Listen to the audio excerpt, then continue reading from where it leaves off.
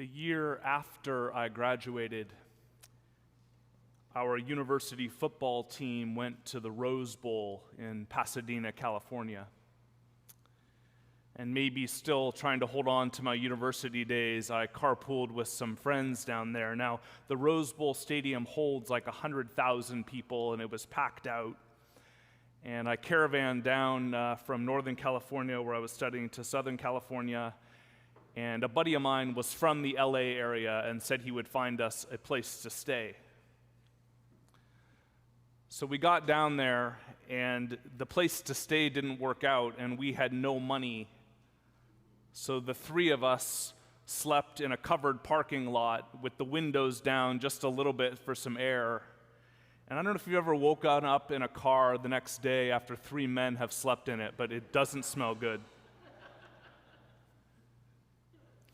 The next day we went to the Rose Bowl game. We lost. But we ran into a friend who asked where we were staying, and we looked sort of longingly toward the parking lot that was down the way, and she invited us to stay at her brother's place. Turns out he lived in the Hollywood Hills. And so the first night we slept in the parking garage. The next night we slept in his house in the Hollywood Hills overlooking LA. And it was amazing. For 40 years, the people of God were sleeping rough. It's summarized for us in Deuteronomy as a terrible wilderness and a wasteland with poisonous snakes and scorpions. Not somewhere you want to spend a lot of time. But now in our passage today, things are looking up, and the Lord is bringing them into a good land that's characterized by flowing streams, a land of wheat and barley, vines and fruit, olives and honey, bread without scarcity, where you will lack nothing. It must have felt like everything they had ever dreamed of, to go from where they had been sleeping to this promise of a place where they would always have enough. And on the cusp of their fortunes changing, God instructs them to remember. To remember God who brought them up out of the land of Egypt, out of the house of slavery, who gave them water where there was none and food where there was none. And this God promised to be the cloud that sheltered them from the sun by day and the pillar of fire that lit their way at night. Remember, God says. As the story unfolds, the people of God do in fact exalt themselves and do not remember. And so this text acts almost like a kind of prophecy and a warning about what they will in fact do, because it turns out that remembering is not as easy as it sounds.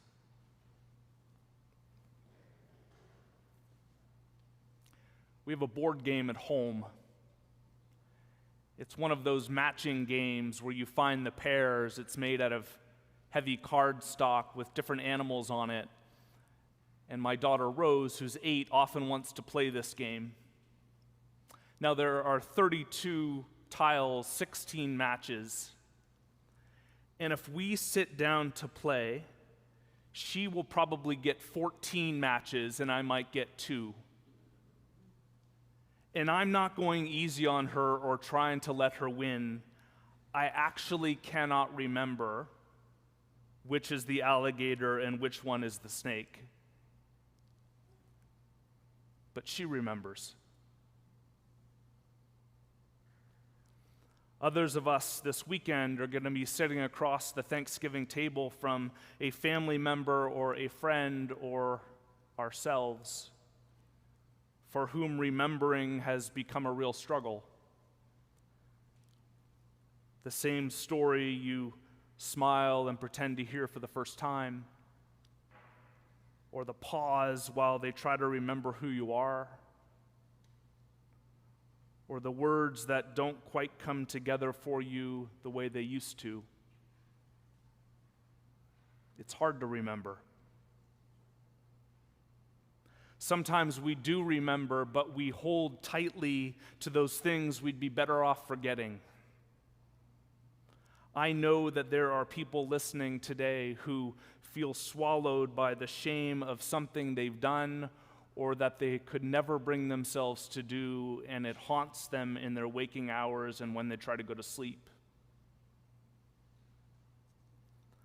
Others wade through waves of anxiety and depression, only able to remember all that is hard in their life and all the ways that they don't feel like enough.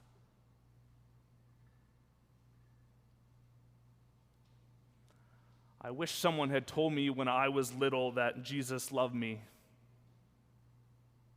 It's taken me my whole adult life to believe that. Or maybe this is more truthful, to remember it. To remember it. For me, music helps. And I quote songs a lot in my sermons, probably too much. And I don't do it to be cute or clever, but because sometimes that's the only way that I can remember who I am, where I'm from, and where I hope I'm going. Music is probably my primary way of praying. I only learned that like a year ago. Right now, I'm listening a lot to a Winnipeg musician and poet, John K. Sampson. I first learned of him through his band, The Weaker Thans. We used to play one of their songs in Christianity 101 here back in the day. And this song is the title track from his album, Winter Wheat. We know this world is good enough because it has to be. Allow the hope that we will meet again out in the winter wheat.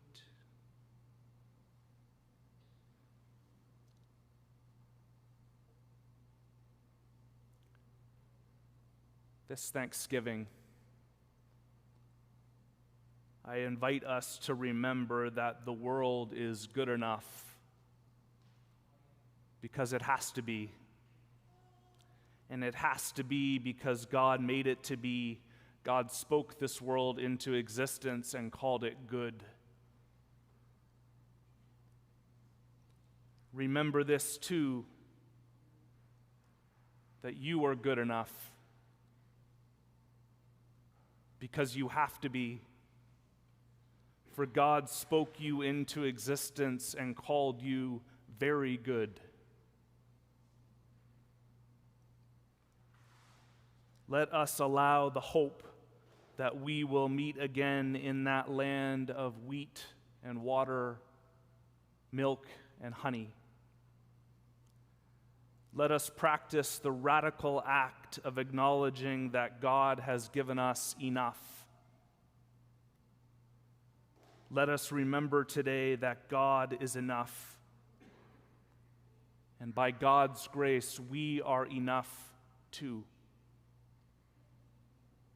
Amen.